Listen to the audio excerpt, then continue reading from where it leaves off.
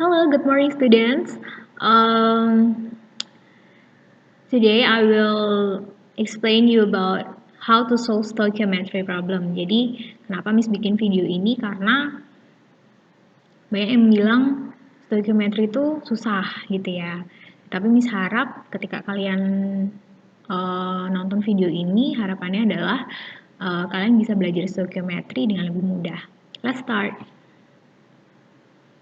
Sebelum masuk ke soal, kita mau review dulu tentang hal-hal yang terkait stoichiometry yang harus kalian kuasai. The first is chemical formula.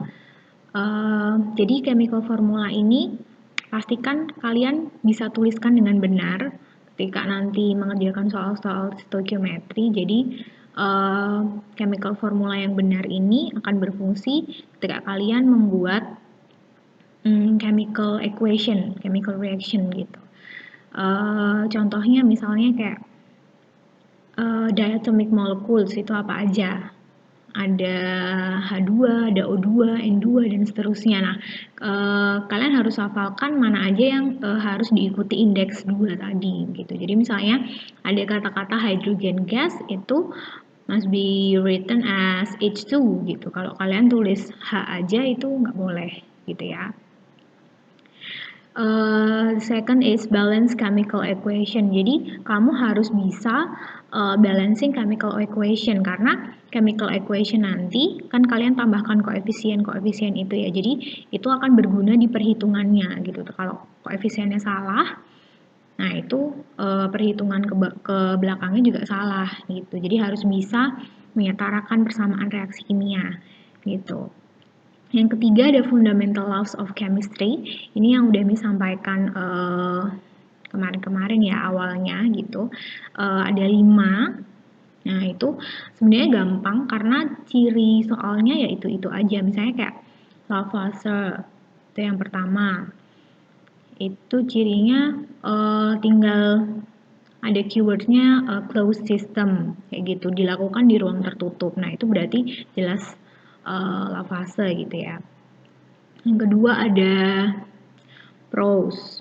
Prose itu menyatakan tentang perbandingan yang tetap gitu. Itu juga soalnya itu aja.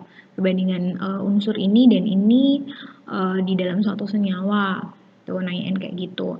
Terus yang Dalton itu hukum kelipatan berganda. Jadi untuk kalau ditanyain misalnya, jadi suatu unsur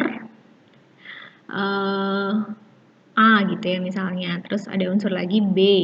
Dua unsur ini kalau mereka bereaksi, mereka bisa membentuk lebih dari satu macam senyawa.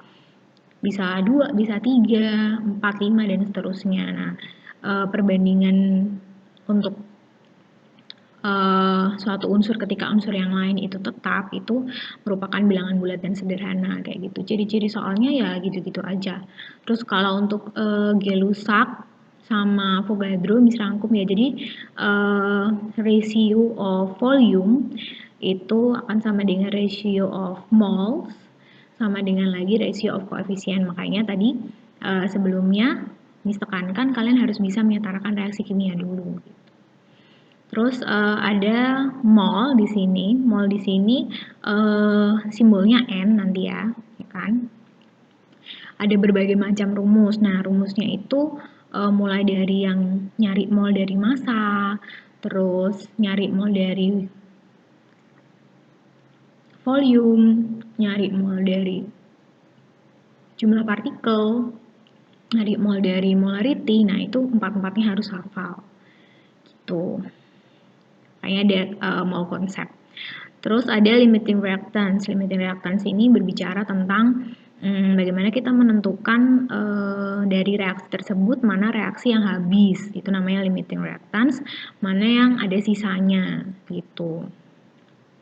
Nah, balik lagi nanti menentukan yang bereaksi itu pakai koefisien karena berdasarkan hukum Avogadro hypothesis itu bilang kalau ratio of mol itu akan sama dengan ratio of coefficient gitu ya. Terus ini penting banget, yang terakhir kalian harus bisa bikin initial reaction and equilibrium. Jadi ini nanti bentuknya kayak baris gitu ya, dari atas sendiri itu mulai I, terus R, I, R, sama E, IRE gitu ya. Oke, kita masuk ke soal pertama. Oke, question number 1, ini ada 24 grams of sulfur powder is reacted with oxygen to produce sulfur dioxide of 48 grams. How many grams of oxygen have been reacted? Satu ciri lagi, Miss ini nggak ada kata-kata closed system gitu, tapi nggak ada data lain selain massa gitu ya. Kalau misalnya ada data, misalnya kayak kalian tahu relative atomic mass atau AR, nah itu nanti baru ngerjainnya pakai perhitungan yang cari mol dulu. Kalau di sini belum kenal mol karena hukum kekekalan massa ini sebenarnya dikemukakan itu jauh sebelum konsep mol ini ada gitu. Jadi di sini untuk penyelesaian soalnya kita nggak pakai per AR dan seterusnya gitu. Jadi tinggal pakai hukum kekekalan massa aja. Jadi mass before reaction itu equals mass after reaction. So before reaction kita punya sulfur and oxygen, terus after reaction mereka jadi sulfur dioxide. Di sini 24 gram of sulfur ditambah oksigen ditanyakan sama dengan 48, jadinya berarti oksigennya kita dapat 24 grams of oxygen. Very easy, right? Next, question number 2.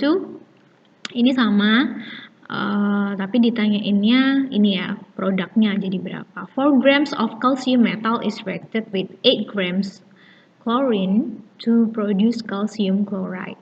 How many grams of calcium chloride have been produced? Sama, karena nggak ada AR juga, jadi gampangannya kalau misalnya nggak ada AR dan seterusnya ya kamu nggak usah pusingin cari mol dan seterusnya, itu belum gitu. Jadi ini awalnya cuma kita pakai hukum kekekalan massa aja. Jadi mass before reaction itu equals mass after reaction. Jadi sebelumnya kita punya calcium and chlorine, nanti dia jadi calcium chloride. Calcium chloride berarti kita dapat 12 grams karena kita nambahin 4 dan 8 kayak gitu. Oke, masih gampang ya. Question number 3. The mass ratio of carbon and oxygen in carbon dioxide is 3:8. Nah, ini kalau kita bicara ratio, itu kan yang mengemukakan ratio itu ada Proust and Dalton. Berarti kalau Proust ini dia bicara tentang compound, suatu compound gitu, one compound, one type of compound, itu di mana-mana perbandingan massa, perbandingan ratio masanya itu tetap sama gitu. Kalau ini kan di carbon dioxide, dia bilang udah ketentuan 3:8 gitu. Kalau misalnya air itu selalu 1:9 proporsi rasio dari hydrogen and oksigennya gitu. Bisa nanti pertanyaannya ditanyakan malahan dari data, ditanyakan mass ratio dari elemen yang terkandung di dalamnya itu berapa banding berapa, atau bisa juga kayak gini. Kalau kayak gini kan soalnya diketahui perbandingannya, terus ditanyain masanya gitu. Nah ini juga nggak ada AR kan, jadi no need relative atomic mass gitu ya. If there are 6 grams of carbon, calculate mass of oxygen needed and mass of carbon dioxide produced. Jadi di sini ditanyakan mass of oxygen. Kita tinggal pakai perbandingan aja. Di sini kan oksigennya perbandingan 8, berarti 8/3. Karena kenapa? Per 3 karena 3 ini miliknya si karbon, karena yang diketahui adalah karbonnya gitu ya. 6 sama 3 dicoret 2, jadinya 16 gram. Terus untuk carbon dioxide itu kita juga pakai perbandingan. Jadi ini kan dasarnya dari tadi mass after reaction itu akan sama dengan mass before reaction. Jadi Untuk cari karbon dioksida tinggal ditambah 3 tambah 8 gitu, 11. Taruh di sini per 3 lagi yang diketahui si karbon, jadi nanti 22 grams. Atau bisa juga kalian kan sudah ada data karbonnya 6 grams, terus oksigennya tadi 16 gram, berarti tinggal ditambah aja 16 tambah 6 jadi 22. Itu caranya sama, boleh ditambah seperti ini atau pakai perbandingan gitu. Itu pros. Oke, question number 4 ini udah masuk Dalton. A and B can react to form compounds. Jadi ada two type of compounds yang bisa dibikin dari A and B. Chemical formulanya ada AB dan AB2. 2 grams of A is reacted with 3 grams of B to form AB, while AB2 is formed by reacting 5 grams of A and 5 grams of B. Determine the ratio of A in AB and AB2. Gitu. Jadi pertanyaannya sebenarnya disajikan bisa di kayak description kayak gini, cerita, atau ada biasanya membantu kalian tabel. Nah, kalau misalnya kayak gini, lebih baik hintnya adalah kamu draw a table first. Jadi kita bikin tabelnya dulu dari data yang diberikan gitu. Ini kan tadi AB itu dia bisa dibentuk dari 2 grams of A sama 3 grams of B gitu. Ini soalnya bisa muncul dalam bentuk mass, gram ya, in gram unit, bisa juga di dalam bentuk persen gitu. Jadi nanti kalau persen silakan, kan ini kan totally 100% ya. Jadi misalnya ini 20%, berarti di sini 80 kayak gitu. Jadi tinggal dikurangin aja. Biasanya soalnya cuma bilang salah satu aja, nanti di sini kalian isi sendiri kayak gitu. Ini 2, 3, terus AB2 terbentuk dari 5 grams of A and 5 grams of B gitu. Jadi ada 5 dan 5. Kita sederhanakan rasio A to B-nya, dapat di sini 2:3 ya, 2 sama 3 tetap 2:3 ya. Terus 5:5, berarti kita sederhanakan 1:1. Nah, karena yang ditanyain ratio of A, ya, berarti B di sini dia must be same. Ya. Jadi kita pakai KPK, 3 sama 1. Itu kan KPK-nya 3 ya, berarti ini dikali 1 semuanya jadinya 2:3. Terus satunya ini jadi dikali 3 kan, supaya jadi 3 di sini, berarti 3:3. Karena B-nya udah sama, di sini harus sama ya. Berarti kita bisa bilang ratio of A in compound AB and AB2 itu adalah 2 to 3, jadi 2:3 gitu. Boleh nggak kalau ini langsung dipakai 2:1? Itu akan salah karena B-nya harus sama gitu. Jadi kalau ditanyain ratio compound yang satu, ratio compound yang lain itu harus sama dulu. Ini contohnya kan B-nya harus sama. Kebalikannya misalnya B-nya ditanya, berarti A-nya harus sama kayak gitu. Oke. Jadi diingat-ingat, kalian boleh catat poin-poinnya apa aja gitu, jadi biar nggak lupa. Oke. We'll move to next question. Oke, question 5 ini masuk ke Gay-Lussac ya. Jadi kalau ada biasanya cirinya sih kayak ada liter-liter kayak gitu. Ya kaitannya soalnya sama volume. Nah, di sini berlaku ini hukum Gay-Lussac itu kan intinya ratio of volume itu equals ratio of coefficient. Misalnya kita punya 8 gram of propane. Propane itu rumusnya C3H8. Gas is completely combust, jadi dibakar dengan sempurna with oxygen to produce carbon dioxide, gas, and water. At the same temperature and pressure, calculate volume of oxygen. Terus ditanyain juga carbon dioxide, terus water produce. Nah, ini maksud Miss. Kadang di soal itu dia nggak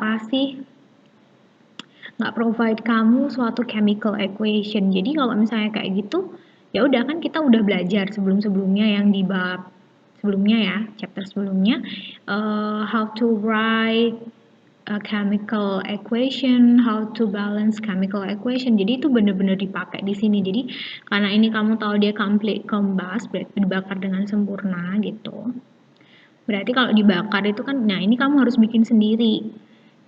Berarti C3H8 ditambah O2, jadi dibakar itu artinya dia direaksikan dengan oksigen.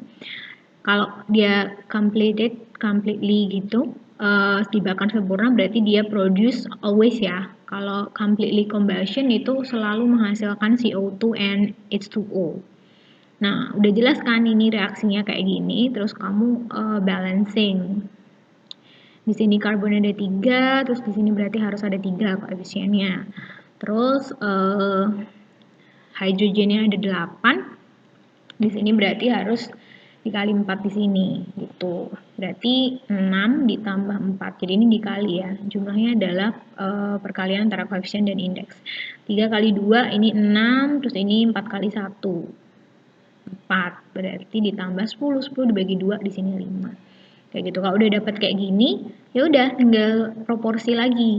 Jadi kita bisa dapat volume of oxygen needed-nya adalah ini 5/1. Kenapa 1? Karena ini koefisien 1.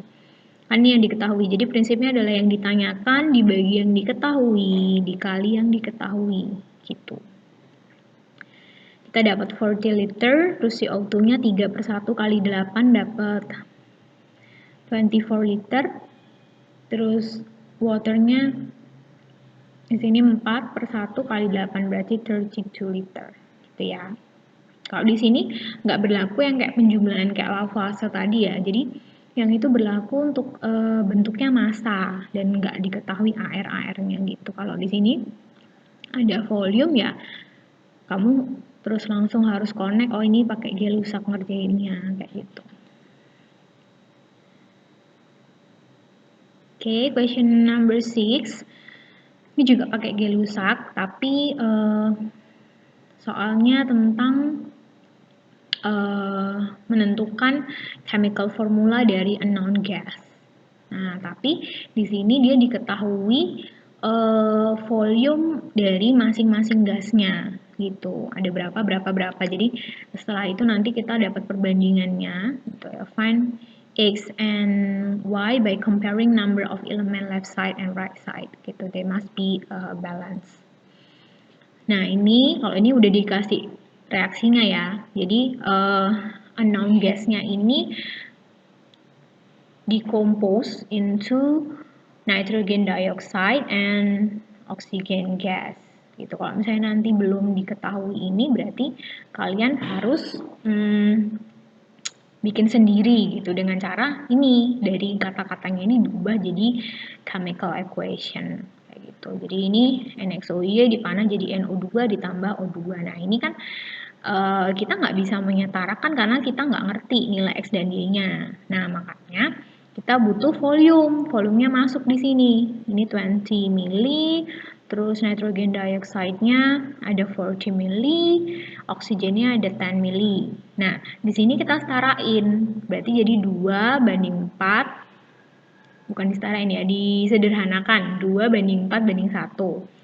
Nah, ini itu kita insert sebagai koefisien. Kenapa? Karena tadi berdasarkan tadi ratio of volume itu equal sama ratio of koefisien. Jadi kita bisa insert perbandingan volume yang paling sederhana tadi masuk ke sebagai koefisien di sini. Nah, kalau kayak gini berarti kan udah setara gitu. Kita bisa cari nilai X dan Y-nya gitu. Amount of each item. Jadi di sini kita punya nitrogen and oxygen. Itu must be balanced, left itu equal sama yang di right. Coba kita lihat dulu yang nitrogen ini di kiri kan 2 dikali X ya. Terus di kanan itu ada ini 4. Cuma di sini ya berarti 4. Berarti X-nya kita dapat nilainya 2 gitu. Terus yang di sini Y-nya 2Y berarti sama dengan ini. Nah, ini oksigenan kan ketemu di NO2 sama oksigen ya, berarti ditambahkan ini 4 kali 2 berarti 8, terus ditambah di sini 1 kali 2, 2, berarti 2Y sama dengan 10. Kita dapat Y-nya nilainya 5. Gitu. So, the chemical formula of unknown gas is dinitrogen pentoxide. Gitu. Oke. Macam-macam sih, nanti bisa juga cari, kalau ini kan nitrogen and oxygen ya, bisa juga yang dicari misalnya hydrocarbon kayak yang sebelumnya, cuman dicarinya yang chemical formula itu mungkin gitu. Jadi soalnya gitu-gitu aja, yang penting kamu memahami penerapan ini, kapan dipakai ratio of volume itu akan sama dengan ratio of coefficient gitu. Question number 7. At the same temperature and pressure, 10 mole of hydrochloric acid gas are produced by the reaction between hydrogen gas and chlorine gas. How many moles of hydrogen gas and chlorine gas which has been reacted? Jadi kalau terjadi HCl-nya itu sebesar 10 mol, berarti kita tebak, kita hitung berapa hydrogen and chlorine yang direaksikan. Di sini, nah ini nggak ada reaksinya lagi, berarti kamu harus bikin sendiri ya. HCl itu kan dari hydrogen, di sini selalu dibilang ya. Jadi soal itu pasti bilang apa aja reaktannya itu, kalau kamu baca pasti ketemu. Ini kan dibuat dari hydrogen and chlorine, berarti kamu tulis H2 ditambah Cl2 jadi HCl. Nah, baru nanti kamu setarakan. Ini koefisiennya 1, 1, dan 2. Berarti kita bisa bilang ratio of koefisiennya 1 banding 1 banding 2. Nah, berarti kita bisa cari molnya, karena tadi berlaku, kalau Avogadro's hypothesis itu berlaku, ratio of mole itu equals ratio of coefficient. Jadi kita bisa hitung mole of hydrogennya berarti 1 per 2 ini dikali 10, 5 mol. Sama, Cl-nya juga 1 per 2 dikali 10, 5 mol juga. Gitu. Nah, ini sebenarnya nanti dasar dari kita mengerjakan soal-soal yang stoichiometry of reaction. Jadi yang perhitungan benar-benar yang ke belakang itu pakai konsep ini gitu ya. Oke, lanjut ke question number 8. Kemarin yang di bagian stoichiometry udah masuk ya, tentang ini relative molecular mass. Jadi each element itu punya namanya mass number kan? Ya kan, mass number itu yang jadi dia punya 2 jenis angka. Kalau elemen itu di periodic table, kalau kamu lihat ada atomic number and mass number. Nah, relative atomic mass itu adalah sebenarnya mass number-nya tadi, masing-masing elemen. Nah, ini kalau relative molecular mass itu dihitung dari nilai AR yang dijumlahkan tadi. Nah, kalau MR ini untuk compound. Kalau kita elemen, kita pakainya AR. Ini cara menghitung MR. Calculate the relative molecular mass atau MR of each compound below. Kemarin Miss kasih contoh ada 3 ya. Di sini ada KClO3, BaCl2, 2H2O ini hydrate. Terus ada mangan 2 hydroxide. Gitu. Kalau KClO3 di sini udah ada datanya ya, masing-masing AR-nya ini tinggal dimasukin. Nah, ini kamu hitung jumlah atomnya di situ. Kalau ini kan K-nya cuma ada 1, berarti 1 kali ARK ditambah 1 kali ARCl ditambah 3 kali ARO. Nanti dihitung ketemu 122,5. Nah, ini harus teliti sih, karena biasanya sering terjadi adalah salah ngitung MR. Nanti masuk ke hitungan stoichiometrinya juga salah gitu. Jadi hati-hati di sini, benar-benar dihitung, jangan sampai kelebihan dan jangan sampai kamu kurang, ada yang belum dihitung kayak gitu. Terus BaCl2, nah ini Miss kasih contoh yang dia bentuknya hydrate. Apakah duanya ini ikut? Ternyata ikut. Jadi ini di sini sebenarnya bukan koefisien kita nyebutnya, meskipun besarnya sama ya sama koefisien gitu. Kalau di reaksi ini disebutnya koefisien. Tapi kalau di chemical formula ada kayak gini, ini kan jenis hydrate ya, namanya barium chloride dihydrate. Nah, ini itu adalah menunjukkan nilai airnya, biasanya di sini X ya, gitu. Jadi jumlah airnya itu dinyatakan dengan angka yang di sini. Nah, ini ikut dihitung ya. Jadi ini kenapa mis kali ini kan BA-nya 1, CL-nya 2, ini 4 karena ini kali ini. Atau bisa juga kamu 2 dikali MR-nya H2O. Kamu hitung dulu H2O berapa, dikali 2 itu juga nggak masalah, nanti hasilnya sama. Ini 4, ini 2 gini ya. Nanti dihitung 244. Terus yang terakhir ada MnOH2. Nah, kalau ada kurungnya gimana? Kalau ada kurungnya, ya tinggal sama. Kamu kalikan. Ini kan 2. Jadi Mn-nya kan 1. O-nya kan 2 karena dikurung. Beda kalau misalnya ini nggak ada kurungnya, MnOH2-nya langsung di bagian H gitu ya, punyanya H aja. Kayak gini ya, ini kan 3-nya ini punyanya O, bukan punya Cl. Tapi kalau dikurung, kamu anggap O-nya itu juga 2. Hidrogennya juga 2. Nanti itu menjadi 89 MR-nya. Gitu. Okay. Next question. An unknown sample. Diketahui MR-nya 42. Itu contains 12 gram of carbon and 2 gram of hydrogen. Jadi sampelnya ini mengandung carbon and hydrogen yang masing-masing masanya itu 12 dan 2 gram. Find the empirical and molecular formula of the unknown sample. Jadi kalau kayak gini tinggal dibandingin aja karbon sama hidrogennya gitu. Caranya adalah masanya ini dibagi sama AR-nya. Nah, di sini kita udah kenal AR. Jadi ini masuk setuju. Kalau di bagian tadi fundamental laws of chemistry kita belum kenal AR ya. Jadi ya hitungnya lebih simpel gitu. Kalau di sini lebih menantang karena udah mulai diketahui ini. Jadi ini bandingin molnya 12 dibagi 12 karena airnya C karbon ini 12, terus ini 2 grams dibagi 1 karena airnya H1. Nanti perbandingannya kan jadi ini kan hasilnya 1, terus ini 2 bagi 1 2, berarti perbandingannya 1 banding 2. Nah, kalau udah kayak gini berarti kita dapat C-nya kan 1, terus hidrogennya 2, berarti empirical formulanya adalah CH2. Nah, terus kita mau ngecek apakah empirical formula ini sama kayak molecular formulanya. Nah, kita cek pakai MR.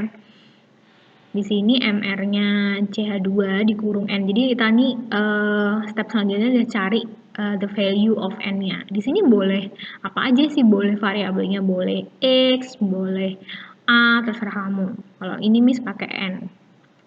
MR-nya dari empirical formula dikali N itu adalah 42. Nah, berarti di sini kita cari MR-nya ini dulu, 1 kali ARC ditambah 2 kali ARH dikali N itu sama dengan 42. Nanti kita ketemu N-nya itu 3. Berarti molecular formulanya adalah ini, empirical formulanya dikali 3. Berarti 1 kali 3 C3. Ini dapat 3 di sini jadi C3, terus 2 kali 3 jadi H6. Gitu. Nah, kalau misalnya ada contoh kasus yang empirical formula itu dia sama molecular formula, itu mungkin juga karena memang nanti N-nya nanti di sini ketemu 1. Itu nggak masalah gitu. Tapi memang amannya kamu cek dulu, jangan langsung percaya oh empirical formulanya itu akan sama dengan molecular formula. Nah, itu belum tentu. Jadi kamu cek dulu kalau N-nya 1 ya memang sama. Tapi kalau misalnya nilai N-nya nggak 1, nah itu beda pasti, ini kan beda. Jadi Miss ingetin kalau empirical formula itu merupakan simplify dari molecular formula. Ini kan kalau disederhanain kan ya jadi CH2 kayak gitu. Sama-sama dibagi 3. Paham ya? Oke, lanjut ke nomor 10. Calculate the mass of nitrogen in 8.2 gram of calcium nitrate. Nah, ini ada rumus tentang persen massa. Percentage of mass. Nah, ini bisa wujudnya persen, bisa mass. Nanti tinggal diganti. Kalau ini misalnya, kalau ini kan mass of nitrogen, ini di sini juga mass of calcium nitrate. Tapi kalau persen ini tinggal diganti mass of mass ya. Percent of nitrogen di dalam komponennya itu dikali di sini 100%. Cuma diganti itu. Ininya yang tengah ini tetap sama. Jadi ini Miss bilang indeks. Indeks ini adalah kita merujuk pada jumlah unsurnya itu. Jadi kalau ini kan berarti jumlahnya 2, berarti kita masuk di sini 2, AR-nya ada 14 di sini.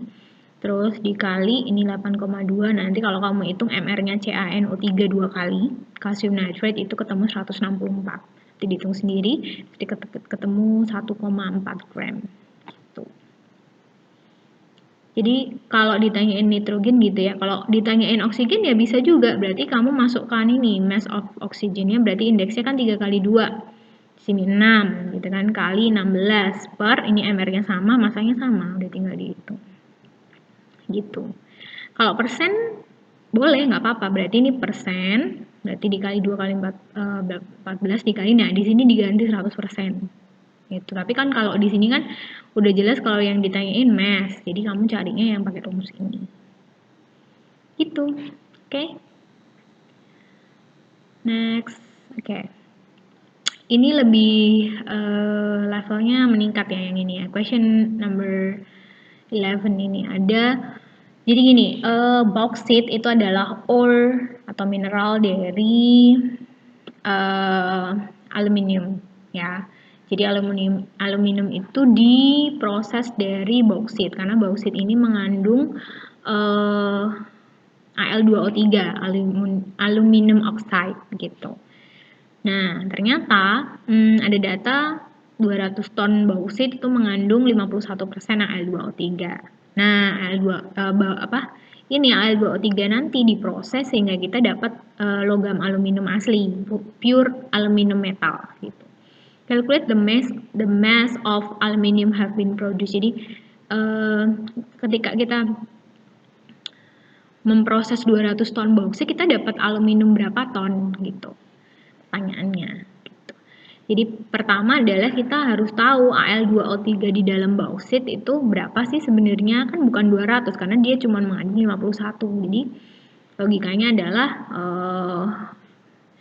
51% dari 200 kita dapat 102 ton. Ini cuman Al2O3-nya aja. Nah, sekarang ngitung Al-nya yang didapat di dalam Al2O3 ini caranya adalah kayak yang sebelumnya tadi.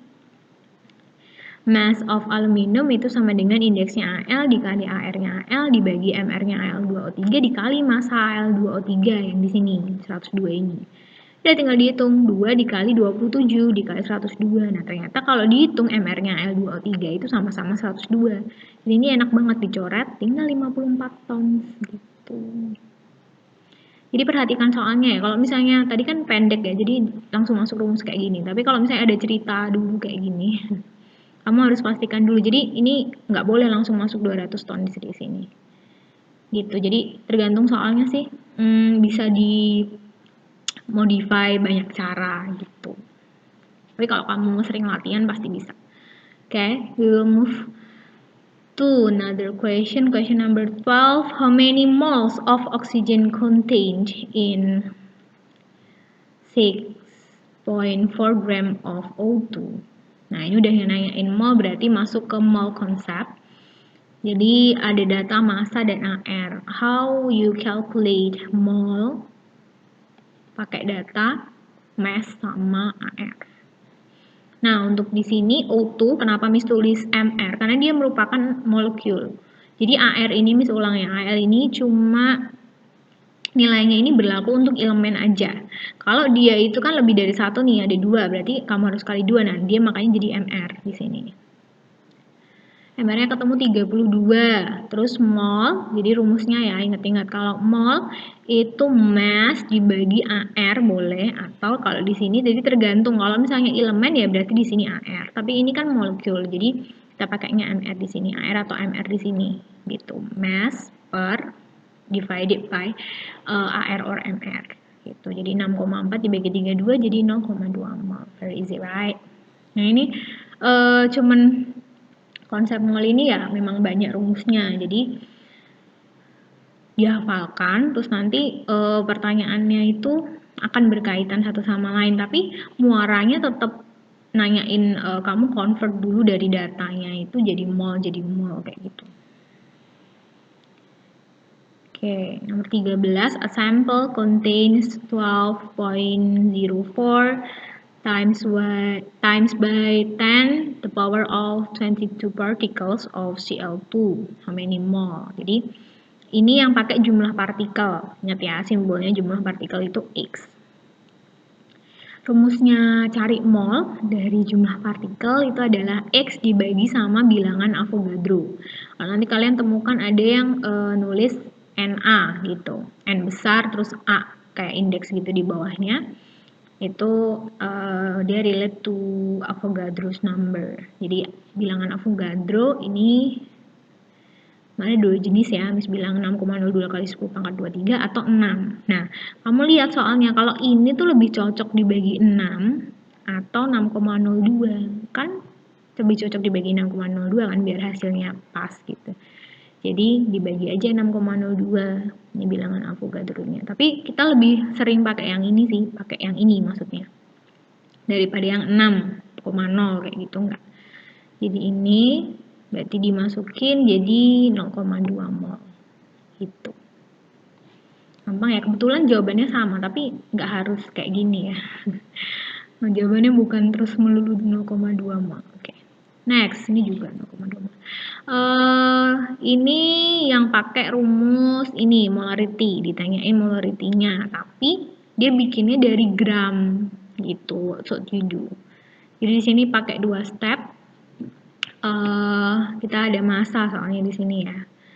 Jadi rumusnya molarity ini adalah N mol per liter kan, jadi N per V gitu. Nah kita kan belum ada molnya gitu, jadi kita cari dulu mol of sodium chloride-nya. Caranya tadi sama, mass dibagi mR karena di sini compound ya, berarti 11,7 dibagi 58,5. Kalau kamu hitung ini kan 23 ditambah 35,5, ini 58,5, ini hasilnya adalah 0,2 mol lagi ya, sama 0,2 mol.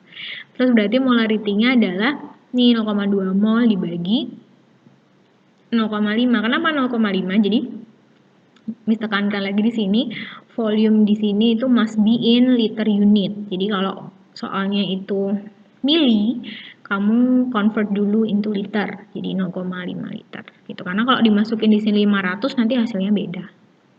Gitu. Jadi ini kita punya molarity-nya adalah 0,4 molar. Gitu.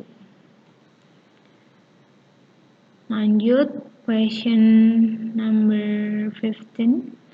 Calculate the volume of 3.01 times by 10 the power of 23 of nitrogen dioxide gas which measured diukur at 0 degree Celsius and pressure 76 cm hydrocurie. So di sini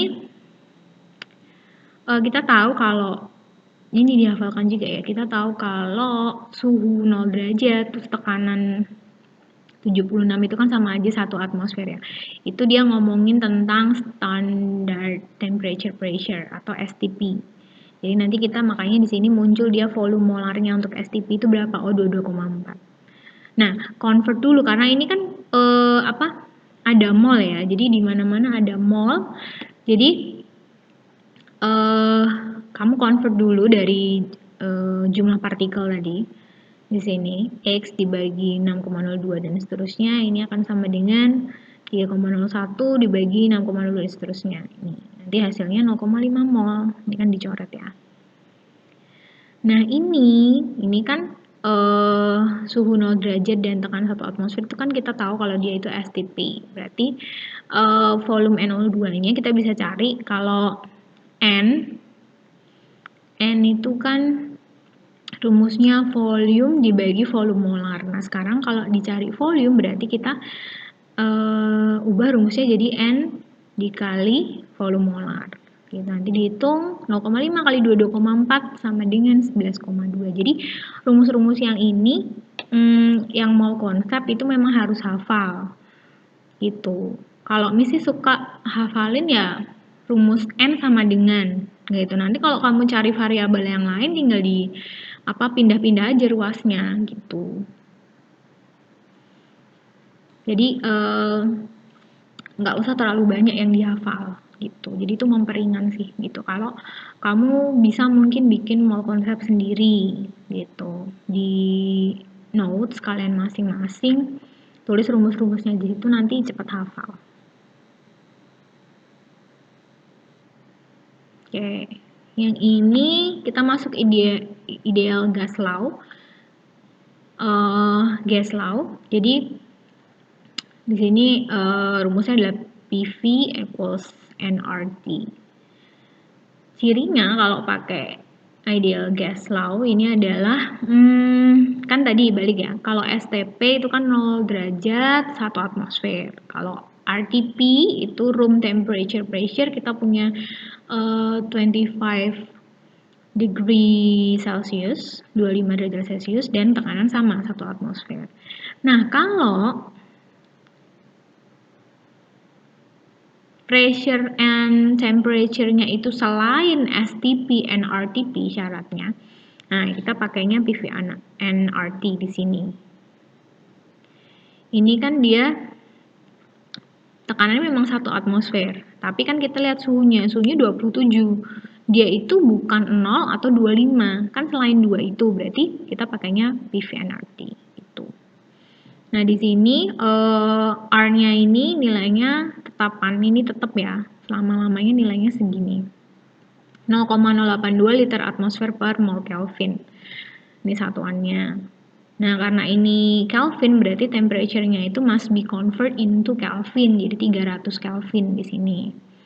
Karena ditambah 273. Terus di sini karena ada mol, kita cari dulu molnya. Ini kan ada gram ya di sini. Berarti tinggal massa dibagi MR-nya si NH3 amonia. 1,7 dibagi 17 jadi 0,1 mol. Gitu masuk, ketemu V-nya adalah 2.46 liter. Gitu. Gampang ya, cuman nanti trikinya adalah bagian soal ini dia mewajibkan kalian untuk convert gitu. Jadi yang teliti, jangan langsung masuk rumus. Jadi lihat dulu syarat unitnya itu harus seperti apa gitu. Jadi nanti gampangnya sih ini, kalau Miss suka hafalin R-nya ini. R-nya ini kan 0,082. Satuannya apa sih? Liter atmosfer per mol Kelvin. Jadi yang lain, variabel yang lain akan ikut di dia. Ikut di R-nya ini. Oh, berarti volumenya itu ketemunya masuknya must be liter. Terus P-nya itu nggak boleh cm Hg, bolehnya atmosfer. Kalau mol kan tetap mol ya, nggak akan ada unit lain. Nah, ini kan bisa kalau temperature itu bisa degree Celsius, bisa Kelvin. Nah, ini karena R-nya ini mengandung Kelvin, berarti temperature-nya must be Kelvin gitu.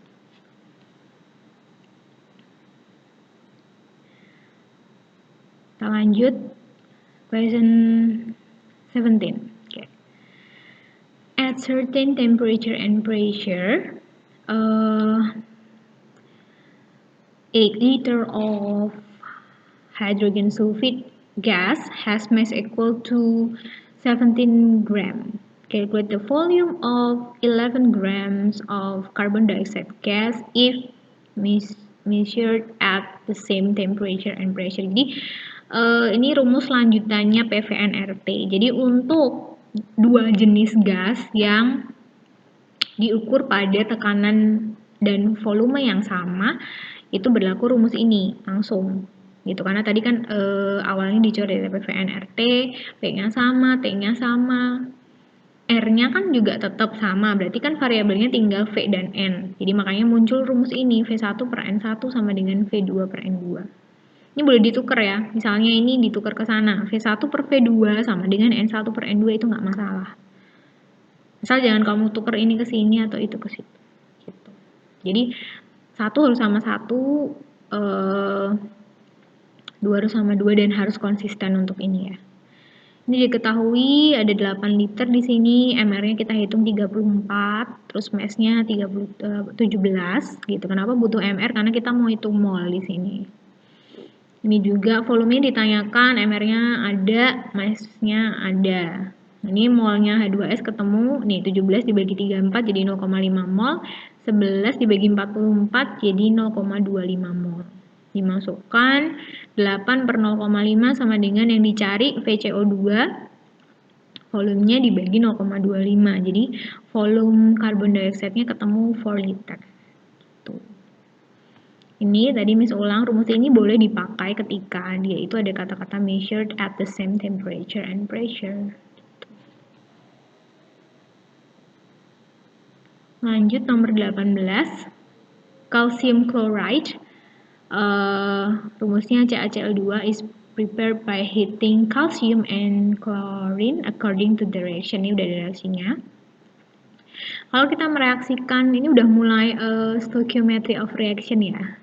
Kalau kita mereaksikan 10 gram kalsium dengan 7,1 gram klorin, determine which is the limiting reactants. Jadi kita cari limiting reaktannya yang mana. Limiting reaktan adalah reaktan yang habis bereaksi. And how much substance remained at the end of the reaction. Jadi sisanya berapa? Sisanya siapa dan sisanya berapa gram? Calculate the mass of the product. Jadi kita juga bisa hitung. Nah ini sih intinya stoichiometry di sini. Jadi untuk bikin ini initial reaction equilibrium yang dimasukkan di sini itu bukan gramnya lagi, tapi adalah yang dimasukin tuh mol. Jadi di sini kita hitung dulu mol of calciumnya berapa. Mass dibagi AR. 10 bagi 4 0,25 mol ya. 10 dibagi 40. Oke. Terus Cl2 itu mass dibagi mR. Kenapa mR? Karena dia udah molekul di sini. Nah, 35,5 dikali 2. Karena dia jumlahnya 2 ya. 71. Berarti 7,1 dibagi 71 jadinya 0,1. Kita masukkan di sini di initial. Jadi mula-mulanya dimasukkan di sini 0,25, 0,10. Di sini belum ada. Kan awalnya memang belum ada gitu. Nah ini bagian reaksi ini. Reaction itu follows rule. Tadi yang Avogadro's hypothesis. Ratio of mole itu equals sama ratio of coefficient. Jadi perbandingan mol di sini dia mengikuti koefisien yang di sana. Nah, makanya nanti perlu kalian pastikan dulu reaction yang disajikan di soal atau yang kalian bikin itu already balanced or not. Kalau misalnya belum, silahkan disetarakan dulu. Nah, di sini kan udah nih, ada Ca1, Ca-nya juga sama-sama 2, berarti no need to be balanced, berarti already balanced ya di sini. Nah, ini sekarang, sebelum kita tahu ini 0,1. Kemarin Miss sampaikan untuk bikin IRA ini kita pakai prinsip dia nggak boleh minus gitu. Jadi kalau misalnya ini ya, ini kan yang benar ya, 0,1 berarti kan ini setaranya karena koefisiennya sama semua, sama-sama 1 semua, berarti kan ini juga 0,1, 0,1. Ya kan? Kita cek, oh ini habis, ini berapa? Dikurangi ya, 0,15 di sini. Nah, di sini langsung turun di sini 0,1. Nah, coba kita balik. Kenapa harus ini yang habis gitu? Kalau misalnya kita balik di sini 0,25, berarti yang di sini di reaksi yang Cl ini harus 0,25 juga karena koefisiennya sama ya. Nah, 0,1 yang ada, tapi yang bereaksi 0,25, kira-kira mungkin nggak? Nanti kan hasilnya minus, nah itu nggak boleh. Jadi kan hanya ada 2 kemungkinan biasanya, jadi silahkan kamu cari hasilnya yang nggak minus, gampangnya gitu aja. Nah, karena ini Cl yang habis, berarti limiting reactantnya adalah klorin. Terus, yang sisa siapa? Oh, kalsiumnya nih sisa. Kita hitung gramnya, 0,15 dikali 40. Oh, ada 6 grams. gitu. Terus produknya juga bisa dihitung pakai ini. Jadi hasil akhir reaksi itu kamu pakai yang baris equilibrium di sini. CaCl2-nya berapa yang dihasilkan? 0,1 dikali MR-nya. Nanti kalau kamu hitungkan 71 ditambah 40 berarti 111. Jadinya 11,1 gram. Gitu. Gitu ya. Jadi banyak banget sih yang harus diingat. Jadi mulai dari rumus molnya, kalau diketahui massa tuh kayak gimana, terus bikin reaksinya, balancing reaction, kamu bikin IRA. Jadi kalau mula-mula di sini itu bebas, nggak ngikutin koefisiennya. Bebas mau masuk 0,5, mau masuk 0,3 dan seterusnya. Yang berdasarkan rasionya itu ngikutin koefisien itu adalah bagian R saja. Cuman R aja di sini. Terus kamu dapat E ini caranya adalah kamu ngurangin yang inisial dikurangi reaction. Kecuali yang ini yang di baris di right side di sini di bagian produk itu tinggal turun aja sama karena awalnya belum ada. Gitu. Jadi sebenarnya ini tuh tandanya minus. Kalau yang di kiri ya itu kan semakin berkurang. Kalau yang di kanan itu kan namanya produk berarti semakin berjalannya waktu dia akan semakin bertambah jumlahnya. Makanya ini di sini tandanya plus gitu. Oke, kita lanjut. Nomor 19. Ini tentang how to calculate the number of hydrate. Jadi X-nya nilainya berapa gitu ya.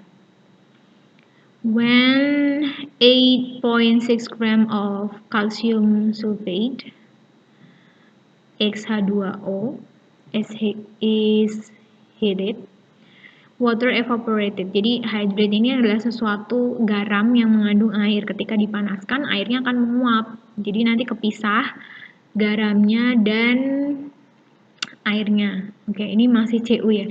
Jadi ini kalian silahkan ganti yang kemarin di learning check. Miss tulisnya masih CU. Jadi ini sebenarnya adalah CA. Jadi ini salah ya. Ini harusnya CA juga.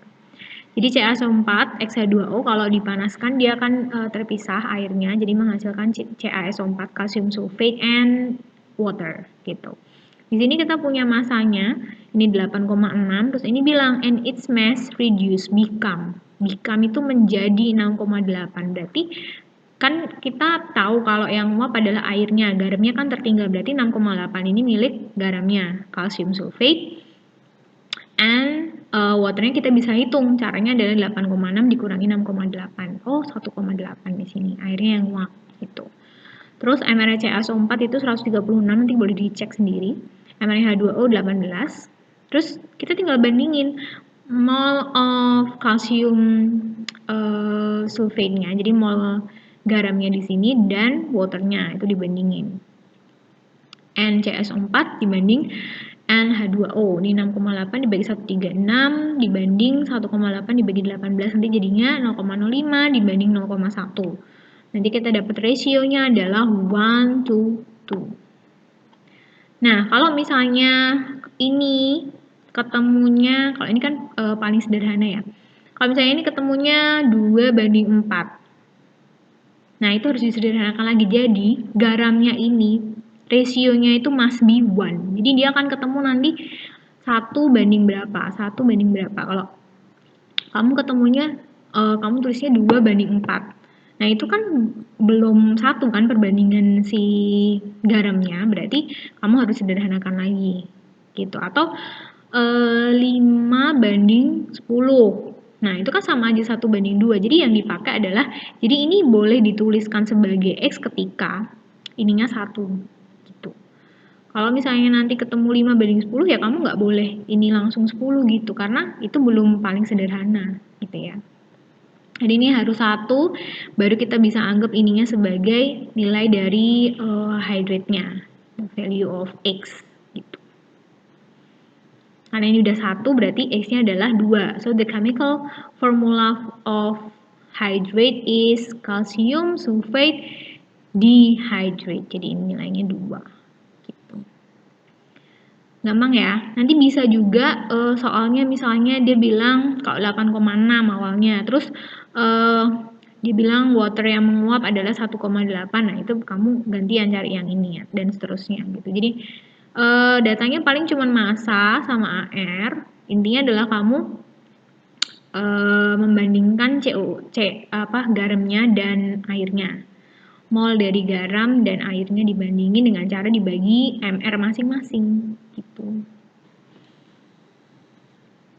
Okay, this is the last question. 20 gram of magnesium is diluted into 500 milli of 2 molar hydrochloric acid solution to form magnesium chloride solution and hydrogen gas. Jadi Mg ini ketika dimasukkan ke dalam HCl dia akan menghasilkan MgCl2 dan gas hidrogen. Gitu. Jadi ini kan belum ada reaksinya ya. Jadi kalian tulis dulu write a balanced chemical equation for the reaction nih. Ada pertanyaannya juga. Jadi kita tulis ini Mg ditambah HCl jadi MgCl2 dan hidrogen. Nah, ini untuk fase, mesti ingetin sekali lagi, kalian harus tulis karena itu untuk melengkapi chemical equation-nya. Jadi kalau kamu tahu ini metal magnesium, metal itu semuanya solid, except mercury ya. Jadi khusus air raksa dia wujudnya liquid in room temperature gitu. Selain itu wujudnya solid gitu. Ada lagi sebenarnya sih kayak gallium. Gallium itu juga bisa leleh juga. Maksudnya titik didihnya nggak terlalu tinggi, tapi Miss lupa itu berapa, itu gallium. Tapi selain itu dia pasti solid gitu. Jadi ini udah pasti solid. Terus ini hydrochloric acid itu dia aqueous solution ya, ini udah diomongin kalau ini solution. Terus ini MgCl2 juga solution, berarti Aki juga hidrogennya gas nih. Jadi nanti kalau misalnya kamu menjawab pertanyaan silahkan dilengkapi dengan fasenya masing-masing ya. Terus ini yang kedua di sini adalah balancing dari ini ada Cl di sini 2, terus ini hidrogennya juga 2, jadi ini harus 2 gitu ya. Oke. Nah, sebelum masuk ke IRE, kalian bikin dulu karena IRE ini kan dia mintanya dalam wujud massa di dalamnya. Jadi, kita cari dulu mol of magnesiumnya. Mass dibagi AR sama dengan 12 bagi 24 karena ini AR-nya 24 ya. Ketemu 0,5 mol. Nah, untuk HCl-nya ini kan diketahuinya tuh molar and volume ya. Kalau molar and volume kan nggak bisa pakai rumus ini gitu ya. Jadi kita pakai rumus mol konsep yang lain, N itu akan sama dengan M kali V karena molarity tadi N per V. Jadi kalau kita cari N, kita mengalihkan antara molarity and volume. Jadi 2 dikali 0,5. Kenapa 0,5? Karena volume di sini must be in liter unit gitu. Di 500 berarti 0,5 liter, nanti jadinya 1 mol. Oke, terus masuk. Oh, 0,5 sama 1 mol. Di sini belum ada karena ini inisial ya. Terus ini ternyata habis semua karena ini 0,5 itu koefisien 1, ini berlaku. Ratio of mol sama dengan ratio of koefisien. Jadi karena ini 0,5 berarti di sini 1. Nih, karena ini 1 berarti 0,5. Jadi ini berlaku di bagian reaction. Terus dikurangi, ini habis, ini langsung turun 0,5. Nah, ini pertanyaannya adalah calculate the volume of hydrogen gas. Berarti kita pakai molnya hydrogen gas di sini. Tapi dia ngomong dalam STP condition, berarti kita punya volume molar ya. Jadi volume hydrogen at STP mol dikali volume molar. Nanti kita masukin 0,5 dikali 22,4. Nanti hasilnya 11,2 liter. Okay, that's all from me. Now you have finished this section. Pesannya cuman keep practicing to do stoichiometry problems karena stoichiometry ini tentang jam terbang. Jadi semakin sering kalian practicing, kalian akan semakin mahir. Tapi kalau misalnya kamu nggak sering latihan soal itu akan menghambat kamu untuk gimana ya, kayak jalan pikirannya dan kemampuan problem solvingnya itu kurang diasah gitu. Jadi masih bingung ini itu gitu. Okay, see you on the next video. Bye.